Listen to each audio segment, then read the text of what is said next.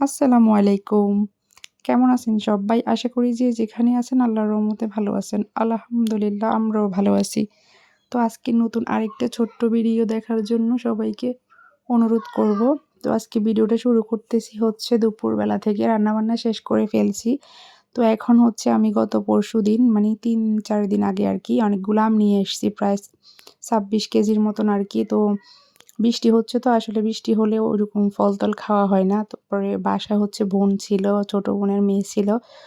তো যা খাওয়া হইছে ওরা চলে গেছে। এখন আমগুলা হচ্ছে মানে দেখতেছি সবগুলা একদম পেকে যাবে। তো ভাবলাম কিছু ফ্রোজেন করে রেখে দিই।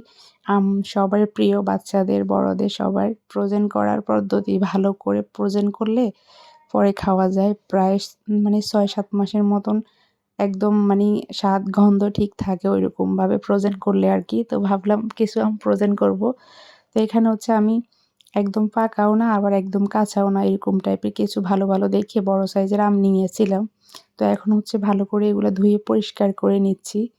কারণ এগুলা ভালো করে ধুয়ে পরিষ্কার করে নিতে হবে। মুখের যে মানি ওই সাইডে কষ-টষ ছিল তো, তো এগুলা ভালো করে পরিষ্কার করে ধুয়ে নিতে হবে। তো ধুয়ে নেওয়ার পরে হচ্ছে ভালো করে টিস্যু পেপার দিয়ে মুছে নিতে হবে একদম মানি আমের গায়ে যেন একদম পানি না থাকে। তো ভালো করে মুছে পরিষ্কার করে নিচ্ছি আরকি টিস্যু পেপার দিয়ে।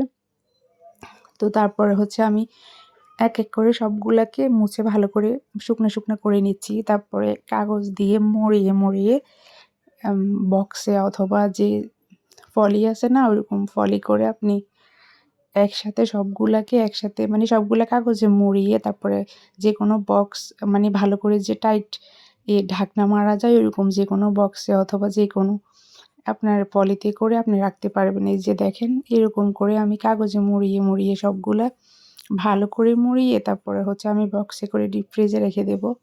তো এগুলা হচ্ছে অনেক ভালো থাকে। আমি গত বছরও রেখেছিলাম। তো পরে যখন আমি মানি খাওয়া হইছে আরকি আমার মেয়ে তো অনেক পছন্দ করছে। ওর কাছে ভাল লাগে। মানে এগুলো একটু ঠান্ডা, ঠান্ডা থাকে তো পরে খেতে মানে গরমের সময় বিশেষ করে খেতে খুব ভাল লাগে। আর যেকোনো মানে ডেজার্ট আইটেম অথবা শরবত তারপর হচ্ছে যেকোনো জুস তারপর আমের আবার বিভিন্ন ধরনের পিঠা মানে তৈরি করা যায় আরকি। তো আম হচ্ছে সবার প্রিয়। ছোট বড় সবাই পছন্দ করে।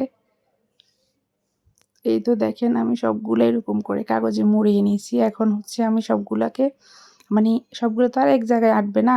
মানে কিছু হচ্ছে আমি এই বক্সের মধ্যে রাখবো আরকি যে ঝুড়ির মধ্যে ঢাকনা বন্ধ করে রেখে দিব ডিপে। আর কিছু হচ্ছে আমি পলিথিনে মানে ফলি করে রেখে দিব আরকি।